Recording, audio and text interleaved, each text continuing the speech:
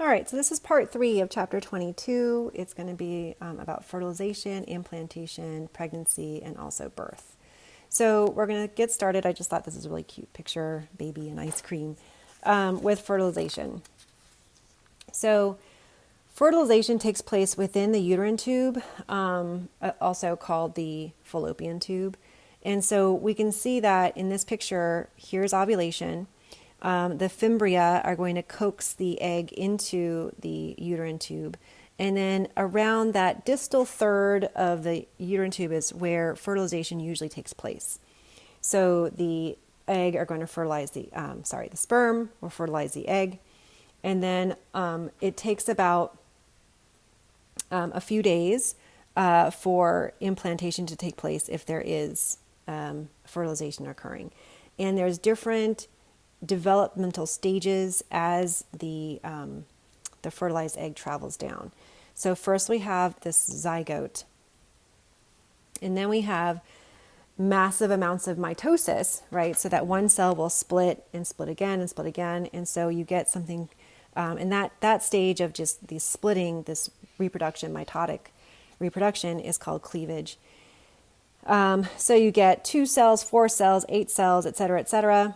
And then you get something called the morula. So the morula is a tight ball of small cells about 3 to 4 days after fertilization. So that morula is making its way down into the uterus and being pushed through peristalsis and also through activity of the cilia. Now, what happens in terms of the timing, the oocyte, right? So this oocyte can only remain viable for 12 to 24 hours, so up to a day. Sperm, however, can remain viable in a woman's reproductive tract for 5, sometimes I've heard 7 days. So as long as there's sperm in her reproductive tract, as long as like intercourse happened within that 5-day period around ovulation, then there should be viable sperm in the reproductive tract for fertilization.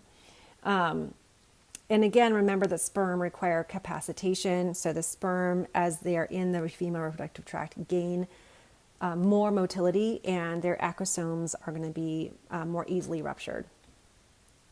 So peristalsis, the smooth muscle, and also the cilia that line the fallopian tube are pushing the egg into the uterus. So at the time where it reaches the uterus, there is another sort of change that's happening in the morula. It becomes something called a blastocyst. So blastocyst is actually hollow, and the blastocyst is what implants into the wall. So we'll take a look at the details in just a second. Let's talk about the steps of fertilization. So this is an ovum being sort of surrounded by many sperm, all trying to fertilize the egg. So what's really interesting is that only one sperm fertilizes the egg. If 2 or more sperm were to fertilize the egg, it would be a 3N or 4N cell, which is not viable. So you're not going to have that cell be functional. So in terms of evolution and having our species, to ensure that we have just one sperm fertilizing the egg, so we have a normal diploid zygote, there is a reaction that takes place that prevents the more sperm from fertilizing the egg. So that is actually, so more than one sperm fertilizing the egg is called polyspermy. So we want to prevent polyspermy. So basically we have our winner, right? The sperm binding to proteins on the zona pellucida. So this brown color is the zona pellucida. There's actually sperm binding protein on the zona. The acrosome will bind to it and then break open, and the sperm is going to start to digest and penetrate through the zona pellucida. So there's enzymes allowing the sperm to move in. This first sperm, right, so you can think about there's probably a lot of sperm that are sort of digesting their way towards the plasma membrane of the egg. The first sperm to access the oocyte is going to bind to the plasma membrane. Okay, so the sperm is going to adhere to the oolemma. Don't worry about that fancy word. That's just the plasmalemma. Plasmalemma, or the cell membrane of the cell of the oocyte. There's going to be fusion, and that fusion is going to allow the sperm to enter into the egg. So Once you have fusion, there's going to be a chemical reaction. So you can see that we have these orange looking granules that are right up on the surface of the egg. And as soon as there's fusion, there's a chemical reaction. All these cortical granules are going to have exocytosis. They're going to exocytose enzymes, and they're going to create the zone. They're going to change the makeup of the zona pellucida. The zona pellucida is going to be very hard, and it's going to block any other sperm from coming in. So it ensures that just as soon as one sperm hits the plasma membrane, we are not allowing any other sperm by hardening the zona. And there's other things that happen as well, but that's one. So then after fusion, the oocyte's actually going to complete meiosis 2 because it was arrested in meiosis 2. And then when it completes meiosis 2, then the sperm genetic information, right, the DNA of the sperm and the DNA of the egg can fuse, or they form the homologous pairs, and then we have a zygote. So here is just another picture of the process in. So if we look at the early embryonic development and implantation, so again, we have the zygote being created here, right, within the uterine tube. Cleavage is what the process is to form a morula. So cleavage. The morula is the same size. If you look at the picture, it's the same size as the zygote, but the cells, there's many, many, many more cells. Those cells are all smaller. So with every division, the cells are going to get smaller. At this point, until about the 16 to 32 cell stage, all the cells here are called totipotent. Totipotent just means that they are completely generic. There's no differentiation yet, that the cells are all able to become any kind of tissue possible. So totipotent literally means total potency or total potential, total potential. They have the potential to become anything. They can become skin, they can become liver, they can become a neuron, they can become hair, they can become a tooth, they can be bone. So that's the stem cell that a lot of researchers want to get their hands on and look at, stem cell therapy. If we can get a completely undifferentiated cell, a cell that's able to become anything, maybe we can use that cell to treat different kinds of disorders. Once we pass that stage, then there's going to be this differentiation happening. Then the cells will start to follow one pathway. And when they differentiate in that manner, then they're going to be limited as to what kind of tissues that they can become. So totipotent means that they still have unlimited potential to become anything. So let's look at the next stage, which is called a blastocyst. Okay, so the blastocyst stage is going to have a hollow center. The outer wall is called the trophoblast cells, and those are responsible for implantation. So actually contacting the uterine lining and digesting its way in and anchoring to the wall of the uterus. So that's the trophoblast. Inside we have this inner mass, okay, and that's going to become you. So those cells are going to become the person, the embryo. Then we have a fluid-filled cavity called the blastocele, which is actually not in this picture, but this is called the blastocele. Blastocele. And this stage, the blastocyst, is what implants into the wall of the uterus. Okay, so implantation occurs about 6 to 7 days post-fertilization. All right, so this takes about 6 to 7 days. So all this time, right, we have a cell that's detached. It's developing, but it's not really anchored to the female's reproductive system. So if the implantation does not occur, then the cell is lost. Okay, so you have to have proper implantation for the development of the placenta and for growth and maturation of the embryo. So this is just a closer look at what the trophoblast does. So this is the endothelium of the uterus. Here in purple are trophoblast cells. We can see that the trophoblast cells are going to invade the endometrium wall. So they're going to start to grow into the wall, and they're going to start to form things called chorionic villi. So I don't know if I have a picture of that. Yeah, in this one. So we can see that these sort of flowerful projections into the wall, those are called chorionic villi. here, chorionic villus, and they're going to contain lots and lots of blood vessels that are going to exchange nutrients and wastes with the mother's blood supply. So if we look at, let's go back here, right? So I guess we're kind of done with this one. So here is very, very early on development of the embryo and structures that support it. So we have the embryo inside and attaching to the wall of the endometrium. We can see that there's going to be a cavity being made. This is called the amniotic cavity. And the amnion, and then there's an amnion. The amnion is just the membrane that's going to surround the amniotic cavity. And the amniotic cavity is going to have fluid in it called amniotic fluid, in which the baby basically floats. And it's bathed in this amniotic fluid for all of development. Now let's talk about the placenta. So the placenta is a special structure that only is in a woman's body when she's pregnant. And the placenta is half fetal tissue and half maternal tissue.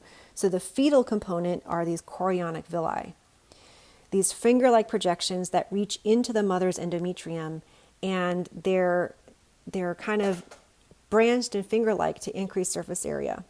The maternal component is this endometrial tissue, which is also very, very rich in blood vessels. So the mother's blood vessels and the fetal blood vessels are very, very close together, but they do not physically touch. There is no exposure of the fetal blood to the maternal blood because the fetus is genetically different and may have a different blood type. And so the mother's immune system would attack and reject the fetus if the mom's immune system in the blood actually contacted the baby. So there is this, epithelium, there's a membrane that separates the blood supply, but it's thin enough so that diffusion can take place across. So there's diffusion, right? So the fetal blood will diffuse.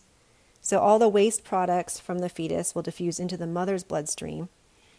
Actually, I should do it for the vein, right? So the waste products goes into the mother's blood.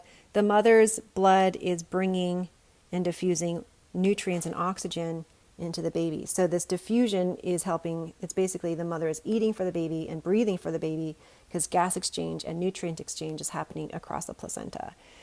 Now, the structure that ties the placenta to the baby is the umbilical cord, right? So within the umbilical cord, you're going to have the umbilical artery and vein, and that's going to then just transport the blood from the baby to the placenta and from the placenta back to the baby. All right, the placenta also creates human chorionic gonadotropin. So the placenta will secrete a hormone, human chorionic gonadotropin. This hormone is only produced by the placenta. The placenta is only present when she's pregnant. So that means that this is what pregnancy tests look for, right? It's a really great indicator for pregnancy because it's only present when she's pregnant, and it's in extremely high amounts at the beginning couple months of pregnancy. Why is it so high? Because it has to tell the corpus luteum to stay around, right? So the corpus luteum is going to remain intact because it's going to secrete estrogen and progesterone. Now, when the human chorionic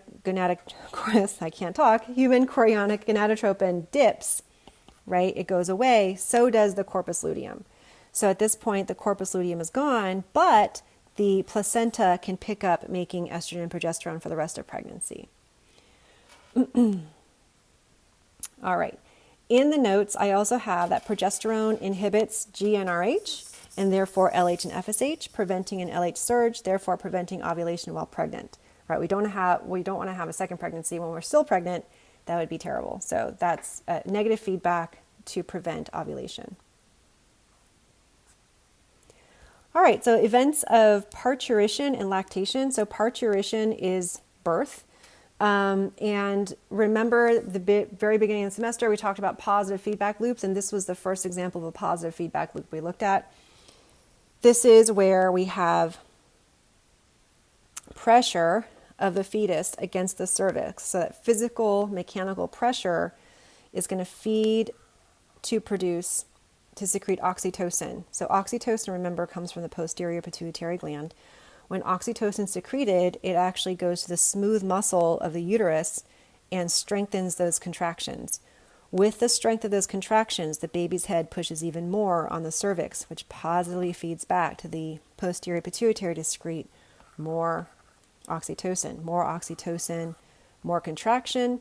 And so this positive feedback loop happens until there's an outside stimulus, and that's parturition or birth. All right, so this is one word on what starts this whole process. No one actually knows. They think it's a trigger, a signal from the fetus. There's a hormone that comes in and starts the parturition process, but it's not exactly elucidated yet. But if we look at events of parturition, the first event that has to happen is the cervix needs to ripen. So what ripen means is that the cervix becomes softer and more malleable and thinner. And there's collagen actually breaking down, so the connective tissue breaks down within the cervix. So there's two words here. The cervix needs to be effaced and dilated. Effacement means thinning, and dilated means that the os opens up. So we can see in these pictures where the cervix, if you take a look at what the cervix looks like normally, it's a thick structure with a small opening. And the initial pains of labor, when you watch on a movie and a woman's in labor, if she's walking down the street and she's like, oh, I'm in labor, and then, all those hours of labor, that's one thing that's happening there is the cervix is starting, it's that contraction of the uterus is pulling the cervix, so it's thinning the cervix out or effacing the cervix, and it's allowing that os to dilate, so pulling that os open. So you can see what's happening in picture C here, where we have a thinner cervix, so it's effaced, and then the opening is getting bigger, it's dilated, and they can measure this in centimeters. And then here we have a fully effaced and dilated cervix. And so at that point, then you're ready for pushing and for parturition or birth. Okay, so I have in the notes that labor, those contractions of the uterus, is what you call labor, and it's to create, to basically efface and dilate the cervix, and then also at the end of that, the contractions change and they are really strong and they push the baby out. Okay, so under normal circumstances, the baby is born head first. There are other circumstances where the baby is turned around, which is called a breech birth. And normally also the baby comes head down. So you can see in picture C how the baby's facing down. There are other times where the baby's face up, which is actually not very good ergonomically for the woman. It's harder on the woman to give birth with the baby head with heads up. Anyhow, so if we look at the events here, just what we saw the first time, we have the cervix is closed, then the cervix becomes open, and then we have the parturition, so the baby's head comes out of the cervix. And then after that, a few moments later, we have expulsion of the placenta. So contractions still occur, and the contractions are going to detach the placenta off of the uterus wall, and it also comes out. So that's called afterbirth. The placenta is called afterbirth. All right, so after the baby's born, then the woman's body needs to start preparing to feed the offspring. And this is called lactation. The process of producing milk is called lactation. And in pregnancy, estrogen and progesterone actually prevent lactation. But then after pregnancy, there's a switch, and estrogen actually promotes, this is the same. Estrogen promotes the growth of the duct tissue and fatty deposits in the breast during pregnancy and after pregnancy. Estrogen is going to then stimulate prolactin. So after pregnancy, it stimulates prolactin. Prolactin is going to be secreted from your anterior pituitary gland, and it's going to stimulate milk production. So prolactin is in charge of milk production. That's also a good name, right? Pro, and then lactation, lactin. So prolactation. Oxytocin is required to expel the milk from its ducts. So these myoepithelial cells, these are specialized smooth muscle epithelial cells that contract, and they actually can squeeze and get the milk into the duct, and then from the duct out the nipple, right? So this is what oxytocin does. So you need both prolactin and oxytocin together for feeding the baby. What's interesting is that suckling also triggers this response. So the tactile receptors in the nipples from a suckling infant will feed to the hypothalamus, right? That stimulation goes to the hypothalamus, which is going to increase prolactin releasing hormone, decrease prolactin inhibiting hormone, and those are going to act on prolactin, right? So we're going to anterior pituitary is going to secrete prolactin. Prolactin is going to help milk secretion by the alveoli and the mammary glands. The hypothalamus will also increase activity in the neurosecretory cells. Remember the hypothalamus, the posterior pituitary is actually neural tissue. So the stored oxytocin in those axons in the posterior pituitary will release its oxytocin, and that oxytocin will lead to contraction, and then we have milk ejection. Okay, so everything is working together to get milk to feed the baby. Initially, the first kind of milk that's produced is called colostrum, and this is a watery milk that's produced in the first few days after birth. A lot of proteins, but not a whole lot of nutrients. And then the later milk is where you have a lot of nutrients, growth factors, hormones, antibodies. Antibodies from the mother, right? So the mother is going to give the baby immunity in those first few months of life because the baby's immune system is too immature to produce its own immune reactions. So that's called passive immunity that the mom's milk gives the baby. All right, so some wrap-up questions for this last part of the lecture. Which of the following processes describes a number of changes that the sperm undergoes in the vagina that are essential for fertilization to occur? The answer is capacitation. Shortly after fertilization has occurred, the ovum undergoes a number of mitotic divisions that transforms it to a morula. Which of the following hormones is secreted in response to the pressure exerted by the fetus against the uterine during labor? And that is oxytocin. Which of the following hormones stimulates myoepithelial cells of the alveoli of the breasts to contract and eject the milk? And that is also oxytocin. All right, so that's going to wrap up part 3.